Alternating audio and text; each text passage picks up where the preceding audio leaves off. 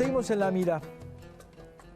No había en Uruguay, y ahora hay, partidas de droga de más de 1 tonelada. No había y ahora hay narcos extranjeros operando y en la cárcel. No había y ahora se descubrió que hubo laboratorios y que puede haber laboratorios. No había y ahora hay sicarios. No había y ahora hay muertos con 40 plomos en el cuerpo. No había y ahora hay personas desaparecidas. No había y ahora hay jueces y fiscales amenazados. No había y ahora hay unidades policiales atacadas por el narcotráfico.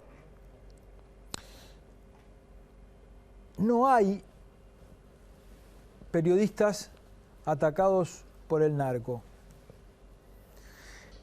Estamos en contacto con Edison Lanza, relator que está en Estados Unidos, relator especial para la libertad de prensa de la CID.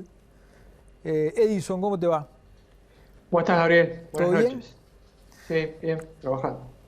Y bueno, Edison, yo me estoy preguntando si, hace tiempo que me estoy preguntando, si nos va a llegar a los periodistas nuestro turno en esto de enfrentar la información sobre un fenómeno que vamos a ver ahora en el transcurso de la conversación a mostrar las cifras, le está costando la vida a decenas y decenas de colegas en algunos países, ¿verdad?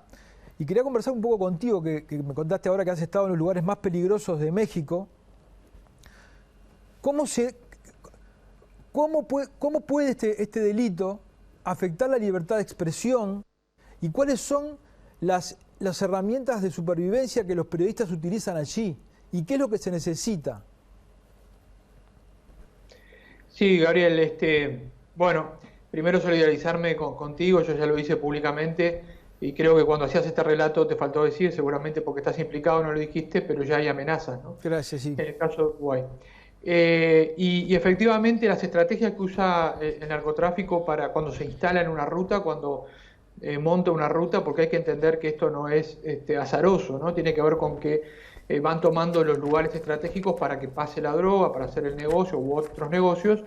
Y México es un lugar obviamente emblemático. Yo he estado en una visita oficial con Naciones Unidas y la Comisión Interamericana en Sinaloa, en Tamaulipas, en Veracruz, en Chihuahua, que son algunos de los peores lugares para ejercer el periodismo en el mundo. Y las estrategias son varias, ¿no? La primera, obviamente, es la de amenazar de muerte para que las personas se desplacen, los periodistas dejen de hacer su trabajo y dejen de informar de que un lugar está infectado de violencia porque en realidad hay una lucha por el territorio o por el poder en esa zona. La segunda estrategia es que si esto no funciona, asesinan. Contratan un sicario y mandan matar a un periodista, porque el periodista, digamos, tiene la valentía de seguir haciendo su trabajo. Y esto le pasó a Javier Valdés, uno de los periodistas que más sabía en el mundo y que más informaba sobre el cartel de Sinaloa. Cuando al Chapo lo extraditan, él empieza a informar de la guerra interna entre los hijos del Chapo y los otros socios, y bueno, le cuesta la vida, ¿no? Un periodista de 30 años de trayectoria en el tema, o a Miroslava Breach en Chihuahua, que informa sobre la colusión, cómo los narcos también se quieren meter en la política local, porque una de las formas de controlar algunas ciudades es poner el alcalde o ser ellos mismos el alcalde o el concejal, ¿no? Y cuando Miroslava informa de eso hace un par de años, también la asesinan, ¿no? La otra estrategia, que lo vimos mucho en Tamaulipas, si vos lo ves de afuera no hay mucha información, pero es uno de los lugares infectados de carteles y de rutas. Han también asesinado a periodistas y a ciudadanos, porque ya no quedan periodistas que informan de este tema. Y la otra estrategia que están utilizando es comprar directamente medios de comunicación o montar directamente medios de comunicación o tener relaciones individuales con periodistas. A mí eso en ese lugar me extrañó mucho porque yo en general hago reuniones con todos los periodistas cuando voy en la ciudad, y en ese lugar me dijeron, no, en Tamaulipas me pidieron, vamos a reunirnos por separado, no nos tenemos confianza ni entre nosotros mismos. Claro. Y entonces, claro, algunos de ellos me contaban que a veces el narco los llama a las 2 de la mañana y les dice, tenés que ir a cubrir algo que va a pasar o que pasó en tal ruta, en tal lugar, porque ellos quieren que se muestre como asesinan, cortan cabezas, levantan gente, etcétera, para sembrar el terror como estrategia, ¿no?, del terror. O como estrategia de mostrarle al otro cartel de lo que son capaces de hacer. Y hace pocos días, hace un par de semanas, entró al estilo estadounidense en un asado, digamos, nuestro, en una comida de periodistas y de un medio en Tamaulipas, entraron y asesinaron al director del medio y a varios de los periodistas que estaban ahí.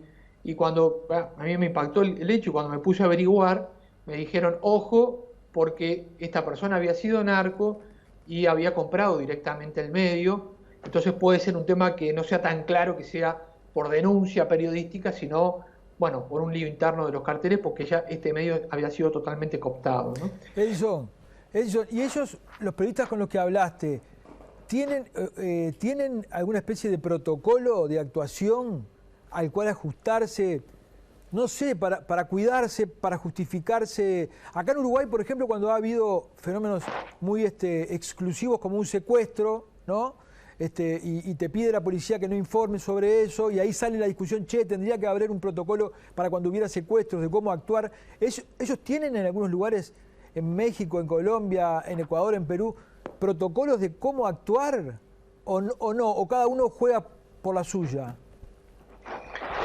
A ver, ahí hay dos cuestiones. Una tiene que ver con las obligaciones del Estado, ¿no? Realmente los estados, cuando hay periodistas que están en riesgo, tienen que tener mecanismos específicos de protección para periodistas, no porque sean diferentes los periodistas o tengan un privilegio respecto a otros que sufren la violencia del narco, como vecinos o transportistas y demás, sino porque cuando logran que la prensa se calle y no informe más sobre esto, corre riesgo la vida del periodista, el ejercicio de la libertad de expresión y la democracia, ¿no? Y en ese sentido, México tiene un mecanismo federal de protección de periodistas, con hoy más de 200 periodistas protegidos con distintas estrategias. Colombia tiene un mecanismo especial de protección de periodistas que gasta $7 millones por año para que los periodistas puedan seguir haciendo su trabajo. Son países que tienen problemas, pero que también hacen cosas. Claro. Y el otro gran tema es la justicia, ¿no? En México es un gran problema porque los crímenes de periodistas quedan impunes y muchas veces no deberían quedar impunes. Ahora hay un buen fiscal federal, hay una fiscalía especializada en crímenes contra periodistas, para que te hagas una idea, porque tiene más de 70 casos que investigar. Y cuando empiezan a descubrir quiénes son los autores materiales e intelectuales, ahí se corta el ciclo de violencia. Cuando no tiene costo para los narcos matar periodistas o amenazarlos, empiezan y no paran, ¿no? Entonces, yo quiero dejar muy claro que los estados tienen obligaciones especiales. No pueden decir un periodista es más de lo mismo, es parte de lo mismo. No, hay obligaciones específicas, lo ha dicho la Comisión y la Corte Interamericana en casos específicos, cuando el periodista, como en tu caso, denuncia que está en un riesgo, ¿no? Obligaciones de prevenir, de proteger y de investigar. Entonces eso para mí es lo más importante desde mi rol. Ahora, también hay organizaciones especializadas en seguridad de periodistas. Ante estas situaciones los periodistas no pueden dormirse, tienen que tomar medidas de autoprotección, de seguridad digital, de seguridad física cuando salen, avisarle a sus colegas cuando se van a reunir, tener un contacto de confianza, tener un botón de pánico, etc. Hay una serie de aspectos que hay que trabajarlos muy bien, porque una de las formas es tener autoprotección, no pensar que nunca nos va a pasar, ¿no? Está bien. Y lo tercero, que también los medios empiecen a invertir en protección, ¿verdad? Nos pasó en México que, por ejemplo, México es un país muy grande, entonces tiene corresponsales, los medios nacionales tienen corresponsales en las ciudades. Y cuando son amenazados, muchas veces el periodista baja un poco el perfil, deja de informar, se corre a otra ciudad, se muda un tiempo, y muchos periodistas me decían, me dejan de pagar el sueldo. Entonces tengo que seguir trabajando en riesgo, porque si no el medio no me paga el sueldo. Entonces yo ahí le decía a los dueños de los medios, bueno, digamos, ustedes también tienen que asumir el riesgo de que tienen periodistas que cuando hacen su trabajo les dan buena información, un beneficio obviamente al medio, pero cuando están en riesgo tienen que también, incluso la verdad en Ecuador hasta les han puesto seguros de vida especiales a algunos periodistas, ¿no? ¿Es exagerado empezar a pensar en alguna de esas cosas en Uruguay? No, yo creo que hay que discutirlas, hay que estar informados, hay que empezar a hablar también con la Fiscalía, hay que empezar a hablar con el Ministerio del Interior, digamos, el gremio periodístico, todos los que, sobre todo aquellos que trabajan en Crónica Roja, que trabajan en estos temas, tienen que empezar también a tener contacto con el mundo internacional, con las organizaciones que son especialistas en protección de periodistas. Me parece que no es un momento, digamos, para dormirse en la región y el mundo, dado que además, como vos decías, y sos de los que más sabes del tema, o sea, se ha ido incrementando la actividad y los niveles de violencia, ¿no? Y también porque no es solo, digamos, que le va a pasar a un periodista. Mirá, te voy a contar una cosa que cuando al principio me preguntabas no te conté. Algunos periodistas me decían, mirá, yo a veces no sé por qué me amenazan, porque no informo sobre el narco.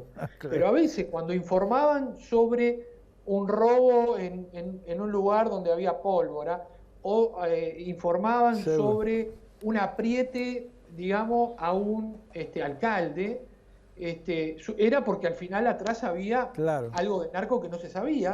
Entonces no sabemos dónde estamos pisando. Exacto. Entonces, estos temas en Uruguay yo creo que son, por suerte, digamos, son un tanto ajenos al periodismo, pero bueno, ante estas cosas que han ido pasando en los últimos meses, a fiscales, a jueces, y en tu caso, me parece que no es un tema digamos, de especialistas paranoicos o demás, sino que son estrategias que ellos adoptan por razones de su organización criminal o de su negocio criminal. Edison, muchísimas gracias por el contacto y gracias por todo el laburo que sé que has metido cuando en Uruguay algún periodista ha tenido algún problema. Te mando un abrazo grande y estamos en contacto, ¿sí? Bueno, un abrazo y suerte que se encuentre quién es el autor material e intelectual de las amenazas en tu caso. Creo que eso es un buen ejemplo, porque cuando se cortan de raíz estas cosas ayuda mucho. Gracias, Edison. No.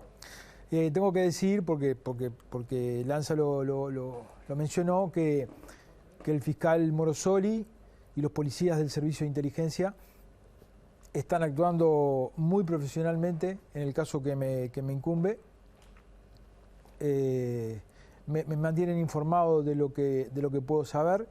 El gobierno, desde el Ministerio del Interior, incluso otros miembros del gobierno me han ofrecido no solamente su solidaridad, sino también la posibilidad de custodia que corresponde en estos casos. No es porque yo sea un periodista, pero sí hemos tenido conversaciones con algunos de los miembros de la investigación de que ellos, sin que yo se lo dijera, son conscientes de que cuando se amenaza o está en riesgo la vida de un periodista, también está en riesgo un pedacito del Estado de Derecho.